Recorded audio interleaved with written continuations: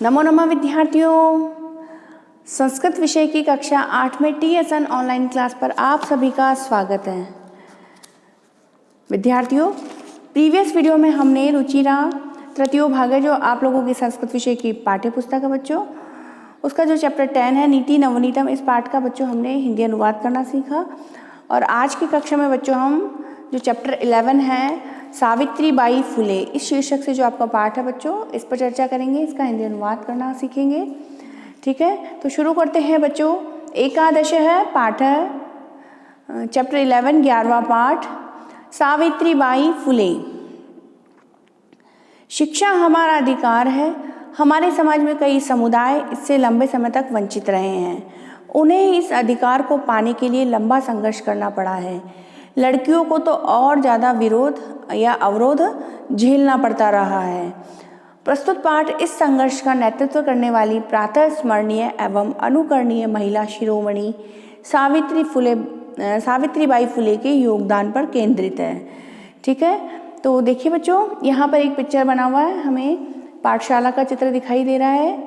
कुछ बच्चे पढ़े हुए हैं। मार्ग में रास्ते में एक महिला हाथों में बुक्स लिए हुए विद्यालय की ओर जाते हुए दिखाई दे रही है, लेकिन पीछे से कुछ उन पर पत्थर के टुकड़े, प्रस्तर खंडान पत्थर के टुकड़े और कुछ धूल के कण यानी कि धूल उड़ा रहे हैं उन पर।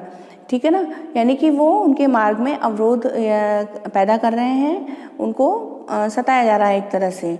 ठीक है, लेकिन फिर भी ये महिला जो है वो पाठशाला की ओर निरंतर आगे बढ़ती जाएंगी। और वास्तव में ये जो महिला दिखाई दे रही है पथ पर, रास्ते पर चलते हुए हमें बच्चों, यही है सावित्रीबाई फुले महोदया।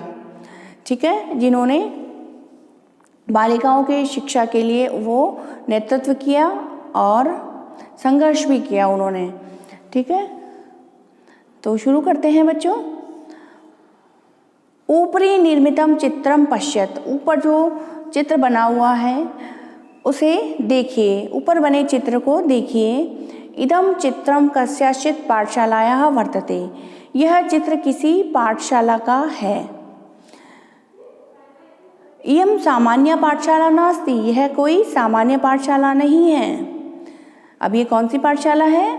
इयम् अस्ति महाराष्ट्रस्य प्रथमा कन्या पाठशाला, यह महाराष्ट्र की पहली कन्या पाठशाला है, बालिकाओं की पहली स्कूल है, गर्ल्स स्कूल है।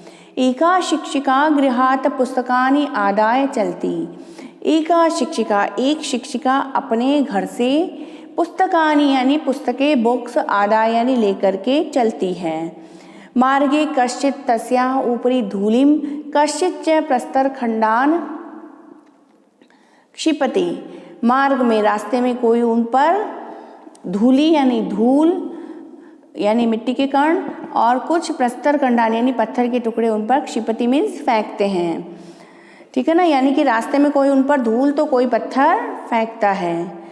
परम सा स्वदृढ़ निश्चयात न विचलति, परम, परम मतलब परंतु, सा यानी वह कौन? सावित्रीबाई फुले महोदया। परंतु वह स्वदृढ़ निश्चयात, अपने दृढ़ निश्चय से, न विचलति, विचलित नहीं होती। स्वविद्यालये कन्या भी सविनोदम आलपन्ति, सा अध्यापने संलग्ना भवति। स्वविद्यालय यानी कि अपने विद्यालय में कन्या भी, जो कन्याएं हैं उनके साथ में, सविनोदम आलपन्ति, सविनोदम यानी कि विनोद पूर्वक यानी हंसी मजाक के साथ में, के माध्यम से वह क्या करती है? अध्यापने संलग्ना भवति, उन्हें पढ़ाने लग जाती है, उनके अध्यापन में संलग्न हो जाती है। तस्याः स्वकीयम अध्ययनम अपि सहैव प्रचलति, तस्याः और उसकी खुद की पढ़ाई भी, उनकी खुद की पढ़ाई भी क्या है? वो अध्ययनम अपि, उनका खुद की जो पढ़ाई है वो भी सहैव प्रचलति, साथ साथ ही चलती है। यानी कि वो हंसी मजाक के माध्यम से बालिकाओं को भी पढ़ाती रहती है और साथ साथ में खुद भी पढ़ती रहती है। केयम महिला, कौन है ये महिला? अपि यूयम इमाम महिलाम जानीते, क्या आप इस महिला को जानते हो? अपि यूयम यानी कि क्या तुम सब भी, यू मीन तुम सब भी, इमाम इस महिला को जानते हो। इयमेव महाराष्ट्रस्य प्रथमा महिला शिक्षिका सावित्रीबाई फुले नामधेया। इयमेव यह महिला है, कौन है, महाराष्ट्रस्य प्रथमा, महाराष्ट्र की प्रथम महिला अध्यापिका सावित्रीबाई फुले नाम वाली कौन है, ये महिला है। ठीक है, नेक्स्ट पैराग्राफ है बच्चों। यहाँ देखिए नेक्स्ट पैराग्राफ के समक्ष ही आपको सावित्रीबाई फुले महोदया का चित्र भी यहाँ पर दिखाई दे रहा है बच्चों। ये इनका फोटो है, यानी कि आप देख करके पहचान सकते हैं कि ये कौन है, सावित्रीबाई फुले महोदया हैं। ठीक है ना। तो इस नेक्स्ट पैराग्राफ में है बच्चों की, इनमें इनके जन्म के बारे में, नेक्स्ट पैराग्राफ में इनके जन्म के बारे में, इनके माता पिता का नाम और इनका किनके साथ विवाह हुआ, ये सब बताया गया। तो देखते हैं हम। जनवरी मासस्य तृतीये दिवसे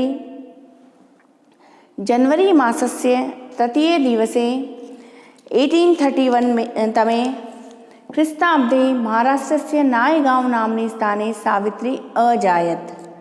जनवरी मासस्य यानी कि जनवरी मास के तृतीय दिवसे यानी कि तीसरे दिन में यानी कि 3 जनवरी को 1831 के सन में महाराष्ट्र से यानी कि महाराष्ट्र के नायगांव नामक स्थान में सावित्री जी का क्या हुआ, जन्म हुआ। यानी कि बच्चों सावित्री जी का जन्म कब हुआ कि 3 जनवरी 1831 के सन में। ठीक है, 1831 में। नेक्स्ट लाइन है बच्चों, तस्याः माता लक्ष्मीबाई पिता च खंडोजी इति अभिहितौ। तस्याः माता, उनकी माता लक्ष्मीबाई तथा पिता खंडोजी कहे गए हैं, यानी कि उनके माता का नाम लक्ष्मीबाई था और पिताजी का नाम खंडोजी था। 9 वर्ष देशीया सा ज्योतिबा फुले महोदयेन परिणीता। 9 वर्ष देशीय यानी कि 9 वर्ष की उम्र में उनका विवाह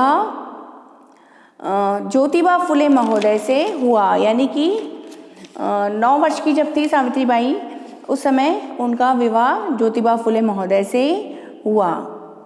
सो अपि तदानीम 13 वर्ष कल्प का एव आसीत। सो अपि तदानीम यानी कि वह भी कौन, ज्योतिबा फुले महोदय भी उस समय सिर्फ कितने थे वो, 13, यानी कि उस समय वे खुद भी कितने थे, 13 वर्ष के थे। यतो ही स स्त्री शिक्षाया प्रबल समर्थक आसीत। यतो ही, और वे क्या थे, स्त्री शिक्षा के प्रबल समर्थक थे। अतः सावित्र्याः मनसि स्थिता अध्ययनाभिलाषा, इसलिए सावित्र्याः मनसि, सावित्री के मन में जो स्थित अध्ययन की अभिलाषा थी, पढ़ने की जो इच्छा थी, वो उत्साहं प्राप्तवती, उत्साह को प्राप्त हुई, यानी कि उनकी इच्छा प्रबल हुई। इतः परम साग्रहम आंग्ल भाषाया अपि अध्ययनम कृतवती, और इसके बाद उन्होंने आग्रहपूर्वक मन से अंग्रेजी भाषा का भी आंग्ल भाषा यानी कि अंग्रेजी भाषा का भी उन्होंने क्या किया, अध्ययन किया। ठीक है बच्चों।